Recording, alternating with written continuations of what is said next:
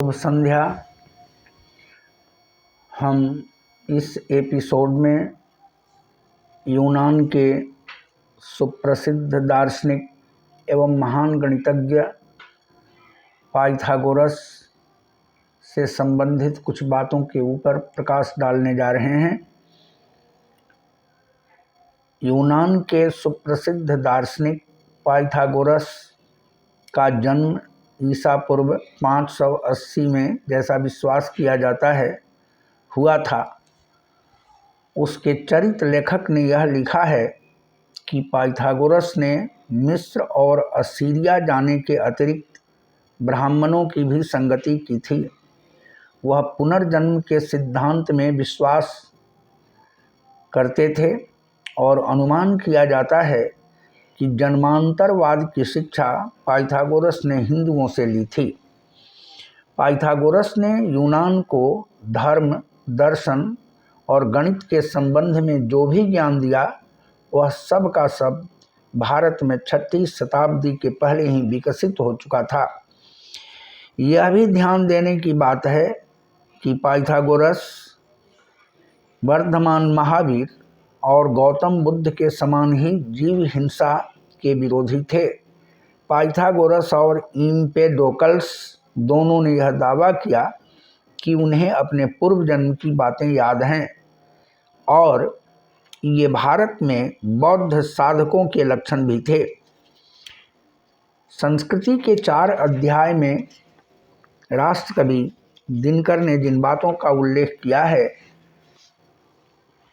उसके आधार पर यह कहा जा सकता है कि आगे चलकर अफलातून की रिपब्लिक नामक पुस्तक को देखने के बाद यह प्रकट होता है कि पाइथागोरस की मान्यता थी कि कर्म के अनुसार मनुष्य की आत्मा पशु योनि में और पशु की आत्मा मनुष्य योनि में जा सकती है। अफलातून के वार्तालाप में जो यह कल्पना की गई है कि पृथ्वी परमात्मा का शरीर, स्वर्ग मस्तक, सूर्य और चंद्रमा आँखें और आकाश मन है, वह भी उपनिषदों की विराट कल्पना से प्रभावित प्रतीत होती है। उपनिषद बौद्ध धर्म या नागार्जुन के चिंतन में शून्यता जिस अर्थ में प्रयुक्त हुआ है, वह वही नहीं है जिसे अपने दैनिक जीवन में हम समझते हैं। हम लोग तो शून्य का अर्थ रिक्त या खाली मानते हैं, जिसमें किसी चीज़ का समावेश नहीं होता, लेकिन दर्शन में यह शब्द उस अवस्था को परिभाषित करता है जिसमें से सारी चीज़ें निकली हैं। नागार्जुन का मत है कि हर चीज़ शून्य है। सत्य के 2 स्वरूप हैं, एक संवृत्ति सत्य और दूसरा परमार्थ सत्य। संवृत्ति सत्य वह है जो हमें दिखाई देता है, किंतु जो सत्य का असली रूप नहीं है। परमार्थ सत्य उस प्रकार का सत्य है जो दिखाई तो नहीं देता, परंतु जो सत्य का असली रूप है। संवृत्त सत्य दिखाई तो पड़ता है, मगर उसका यह दिखाई पड़ना ही घनघोर असत्य है। हम जो कुछ देखा करते हैं वह शून्य है, स्वप्न है, कुछ नहीं है। कुछ का विद्याभास है, कुछ का मिथ्याभास है, तब भी व्यवहार में हमें सत्य मान लेना पड़ता है। हर चीज़ शून्य है। यह सुनने में विचित्र चाहे जितना भी लगे, लेकिन यही अंतिम सत्य है।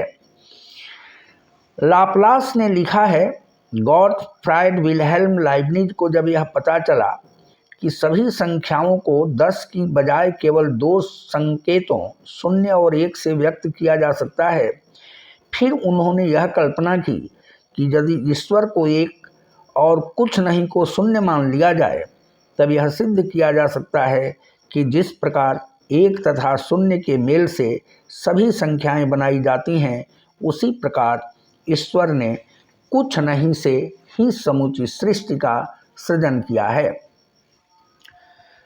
मगर चीन के गणितज्ञ 2 संकेतों पर आधारित अंक पद्धति के पहले ही परिचित थे। चीन में इस द्विआधारी अंक पद्धति की खोज आज से करीब 2000 साल पहले हुई थी। हम इसके संदर्भ में यह स्पष्ट रूप में कहना चाहेंगे कि यूनान के सुविख्यात गणितज्ञ एवं दार्शनिक पाइथागोरस के अनुसार मरने के बाद शरीर से निकलकर आत्मा पुनः प्रकृति जगत के किसी भी प्राणी में जा पहुंचती है।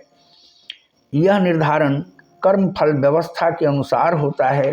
प्रायः मनुष्य का पुनर्जन्म मनुष्य वर्ग में ही होता है, क्योंकि पूर्वकृत कर्मों के आधार पर उपलब्ध अच्छे बुरे प्रतिफलों का अनुभव वह मानव शरीर में रहकर ही कर सकता है।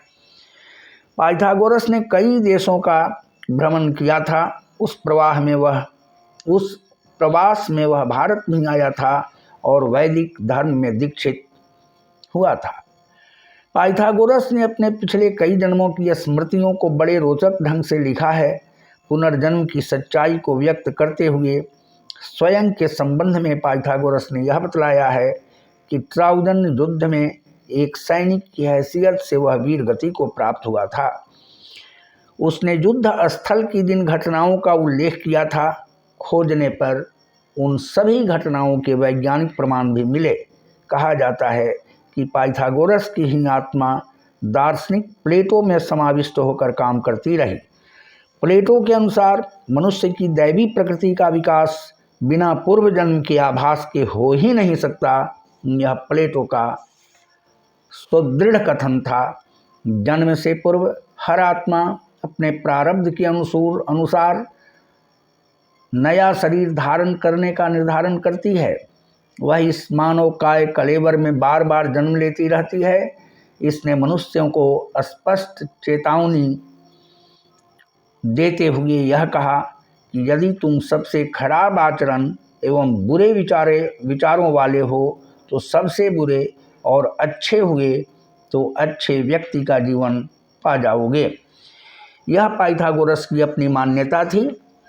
पाइथागोरस ने गणित में जिन सुलभ सूत्रों पर काम किया, वे सुलभ सूत्र भारत से प्राप्त किए थे उसने, और सुलभ सूत्रों का सम्यक अध्ययन कर लेने के बाद सर्वप्रिय और अति लोकप्रिय समकोण त्रिभुज का वह सूत्र जिसके अधीन यह कहा गया कि विकर्ण का वर्ग बराबर लंब का वर्ग जोड़ आधार का वर्ग, इसकी ज्यामितीय व्युत्पत्ति जब यूक्लिड ने अपनी पुस्तक द एलिमेंट्स में दी तो हर प्रकार से यह प्रमेय पाइथागोरस को समर्पित था। पाइथागोरस इतने बड़े आदमी का नाम था। पाइथागोरस इतने महान गणितज्ञ का नाम था। पाइथागोरस के संबंध में जितनी भी बातें की जाएं वो बहुत कम है। पाइथागोरस ने धर्म कर्म से लेकर अकादमिक घटनाओं की प्रत्येक बिंदु की व्याख्या की है, और फिर पाइथागोरस के संबंध में अगले एपिसोड में चर्चा की जाएगी। धन्यवाद।